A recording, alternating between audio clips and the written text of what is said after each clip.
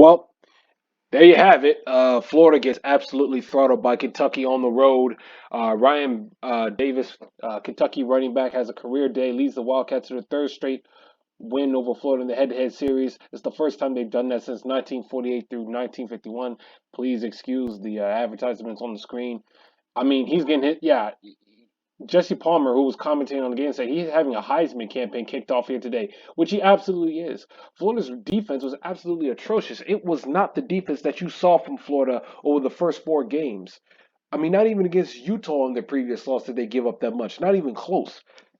Kentucky just absolutely throttled Florida on both lines of scrimmage.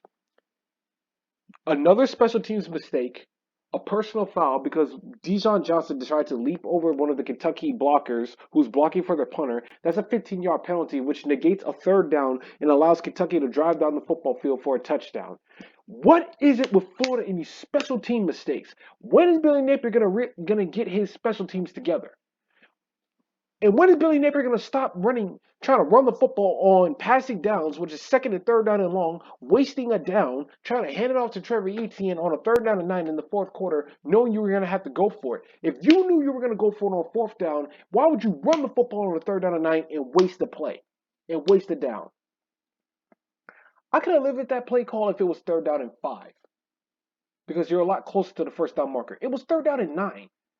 Like, you really think Kentucky's going to give up a third down and 9 run for a first down, knowing in that situation? Special teams, again. Penalties, again. Situational awareness, again. Not being ready to play on the road, again. This is something that has hindered Billy Napier his entire career at Florida.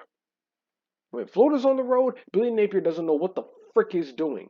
He can't even beat Vanderbilt on the road. He can't even. He is 0-2 against Kentucky for the first. He is the first Florida head coach to. I looked this up after the game was over. To go 0-2 against Kentucky in his first two matchups against them since Raymond Wolf in 1948 and 1949. That is sorry. That is anemic. That is pathetic. That's inept as a Florida Gator head coach. We should not be struggling to beat Kentucky. We should be beating Kentucky every single year. That's the expectation when you win 31 games in a row. It's no longer that anymore. Kentucky is now our big brother. Kentucky is now our big brother.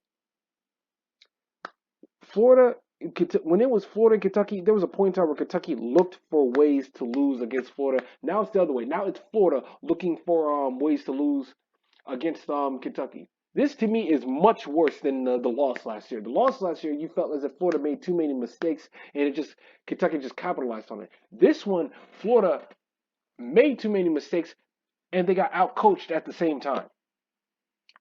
Offense, defense, special teams. Kentucky kicked Florida's ass in every single category you could think of. Um, it, I know people are going to say, well, Graham Mertz. To me, Florida has way more issues than just Graham Mertz. They have issues with their coaching. They have issues on special teams. They have issues with penalties, and they have issues with their offensive line because Graham Mertz got knocked around. How did he finish the game? I'll never understand it. And how has he been able to stand up to this punishment? I have no idea. Quite frankly, he probably would have had a better chance. He probably would have been better off staying at Wisconsin because they at least protect their quarterbacks. Florida does not. Couldn't establish a run game. There was no signing of Eugene Wilson, so I don't even know why they had him listed as a starter in the depth chart earlier today if he wasn't ready to go. You might as well have just kept him out. Kingsley Eguakon had no impact on this game whatsoever, like you were hoping he would, and he also got a stupid personal foul penalty that killed the Florida drive earlier in this game. I don't know what is it with Billy Napier and Trevor Etienne, but for some reason he waited until the second half to realize that Trevor Etienne is his best running back instead of knowing that by now, considering he's worked with them this entire time. You know what? I can't even get mad at Trevor Etienne's older brother who plays for the Jaguars for saying, you know what, Trevor, you might want to think about transferring out of there. Because evidently Billy Napier doesn't know what the fuck he has in number 7. We can't sit here as Florida fans and give Billy Napier an excuse for not utilizing Trevor Etienne enough, but where we gave Dan Mullen all kinds of hell for not knowing what he had in Dameon Pierce. This is insane. 0 and 2, 3 in a row against Kentucky. 3 in a row against Kentucky. The very first time I've ever seen Florida lose against Kentucky in my life was in 2018. I was 19 years old at the time. 18 years of my life, I never saw Florida lose to Kentucky once. I've seen them lose to Kentucky 4 out of the last 6 years now. And if it wasn't for Felipe Franks getting injured in 2019, it would have been 5 out of 6.